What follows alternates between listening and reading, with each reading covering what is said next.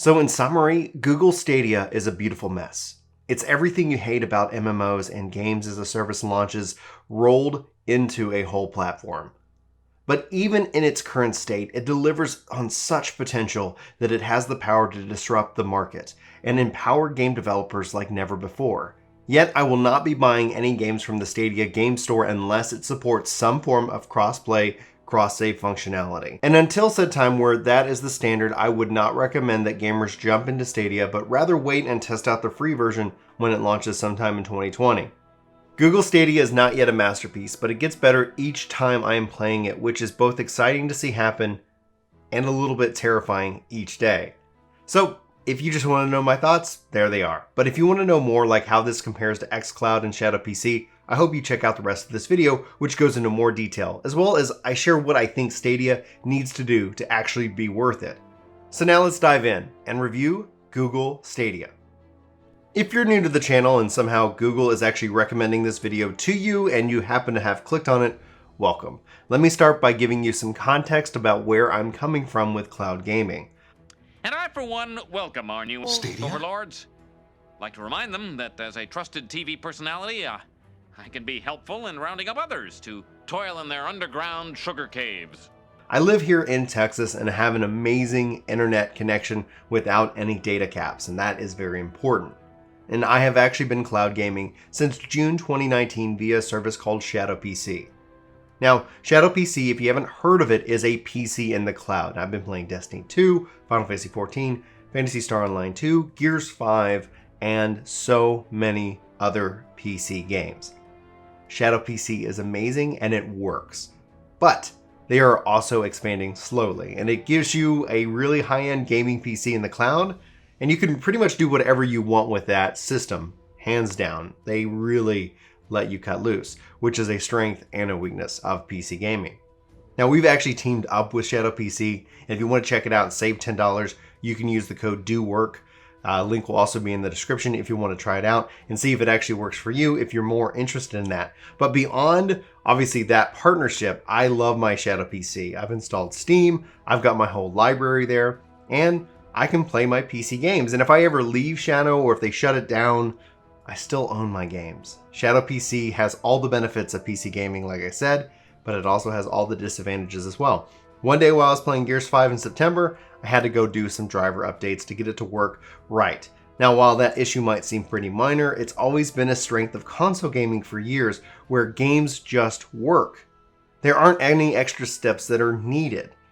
Now, this is where you start to see some value in Stadia, not in the ownership piece in this digital online-only cloud streaming internet-required world that is Stadia. This still has many gamers concerned, rightfully, and we're going to talk about that in more detail here in a little bit, but I want to focus in on the concept of patching and maintaining these games. Now, over the last generation, day one updates, massive patches, and more became commonplace, and there are still even times where it would take hours to fully update a game to enjoy it. This is a thing of the past with Stadia. Your games are updated, there are no patches, there are no downloads, they are ready for you when you're ready for them. And while this is, to me personally, actually a very small detail, it is actually a nice touch when you go hands-on.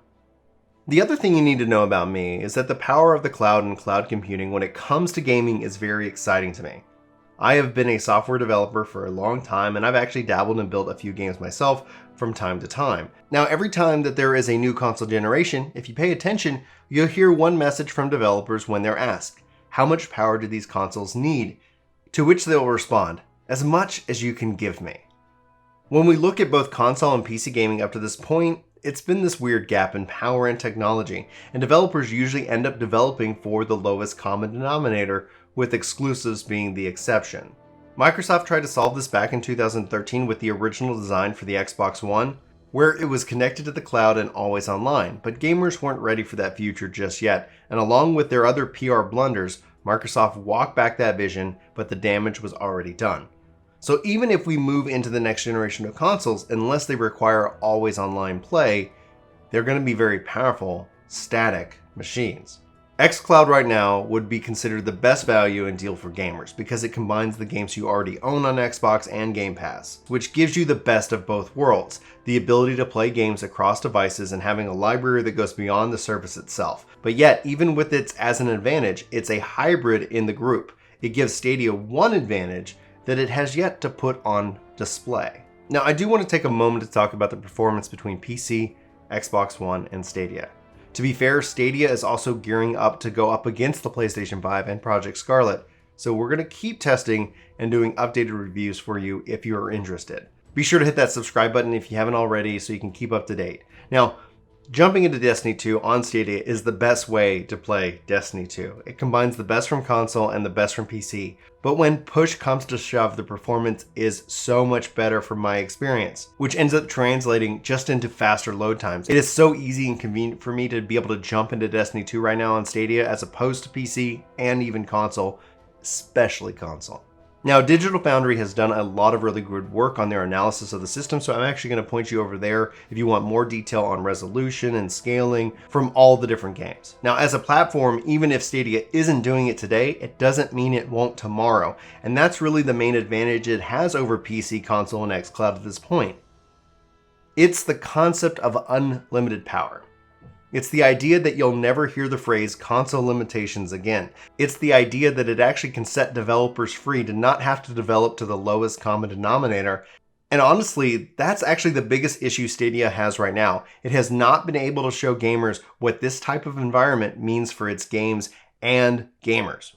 Now, Google has formed their own studios to develop specifically for Stadia, but at this moment, at this recording, there isn't a game out there that says it can only be done on Stadia.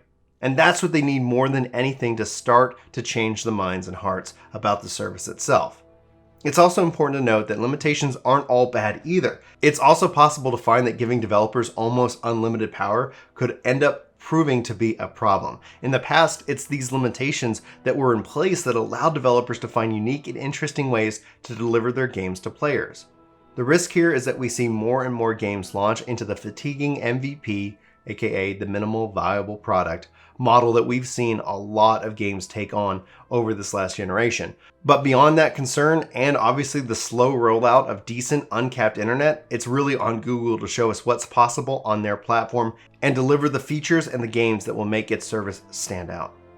Game streaming isn't for everyone just yet, nor will it destroy the current hardware model that has worked so far. And honestly, I don't see that really going away anytime soon. But that's why it's critical for Stadia to start supporting more cross-play, cross-save games, because as it stands currently, I will not buy a game from this platform unless it supports that, or we'll have to look at the exclusives on a to-be-determined mindset. Now, but if it did, I would actually happily buy more copies of these games so that I could see myself easily transitioning to Stadia due to its pickup and play process. Being able to hop into a match in Destiny 2 as quickly as it does makes this my preferred way to play Destiny 2. And now I long for other games to make their way to the platform, specifically Final Fantasy XIV, and there's a ton of other games that I'd love to play on my Stadia that are just not available. I know a lot of gamers wanted Stadia to be the Netflix of gaming, where you log in and you have a huge library of games, and currently we don't know if that's really in the plans. But we could see it evolve into something like that in the future as they add more games and a bigger catalog of games, obviously, to offer that to gamers. But most of the issues here are the selection of games currently being offered that you really have to rebuy those games. I find Stadia's launch lineup to be a huge disappointment, and since these games really don't have cross-save, with the exception of Destiny 2, I don't find myself starting out in any of these games that are offered or have any interest in owning them outright. Stadia Pro does offer discounts on these games, but I find myself still completely uninterested in the offerings up to this point.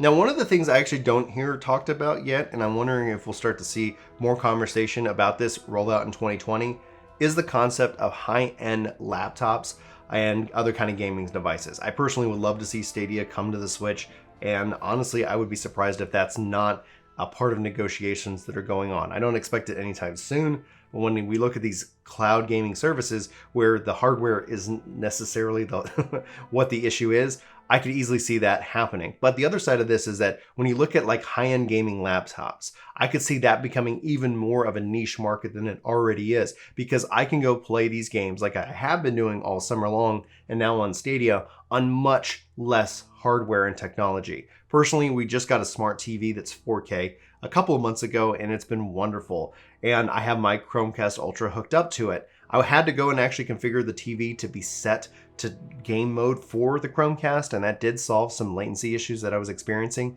that I wasn't experiencing on PC.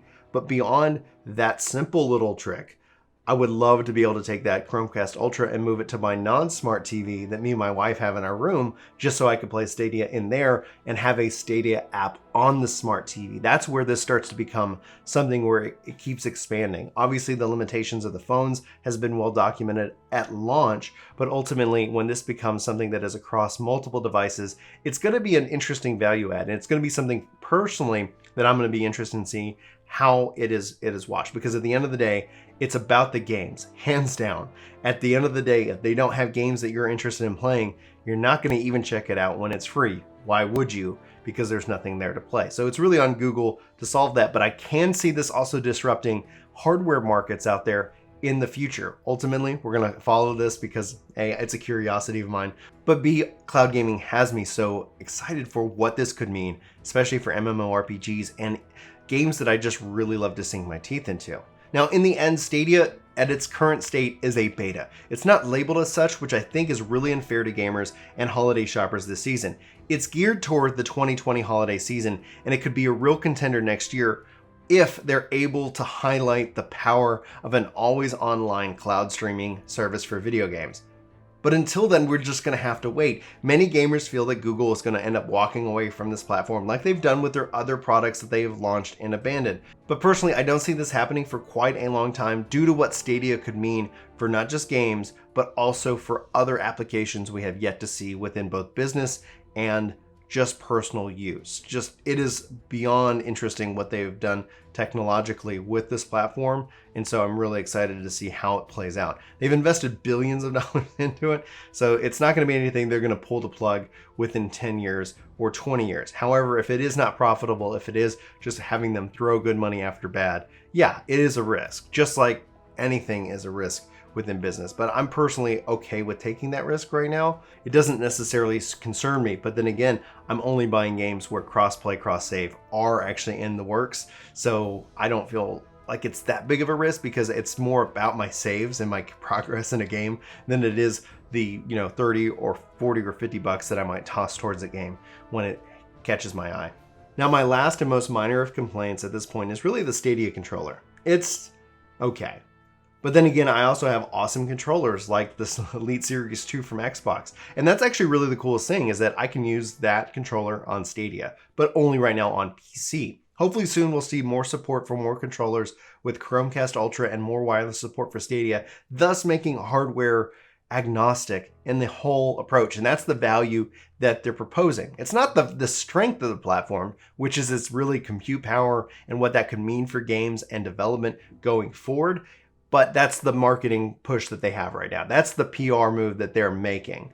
But the risk is obviously we start to see more things come into this MVP version that is Stadia right now. Stadia is in its MVP, minimal viable product spec. They're going to continue to add to that. And there's a lot of fatigue when it comes to that mindset with the gamers. So you're going to see a lot of frustration rolled around it. Now, if they deliver next year, you're going to start to see more people like, yeah, now is the time to jump in. But I would only wait and recommend it for the most enthused of gamers who have really awesome internet and uncapped potential there. Now, with all that said, don't buy it. Like, unless you're like me and have great uncapped internet, there will never actually be a Stadia 2. It's always going to be a platform that evolves and becomes more powerful with time. It's set to disrupt what is possible in video games today, but it doesn't deliver on that vision just yet. And it's clear that they're really gearing up for them to be ready for holiday 2020. Now, if you have any questions, please let me know. I'll try to answer them in the comments below. Also, be sure again to hit that subscribe button and keep you up to date with all things gaming, cloud gaming, and more. But for me, we're in Work to Game. My name's Brian. Thanks so much for watching this video. I hope you all have an amazing day, and hopefully I'll see you in my next video. But until then, take care.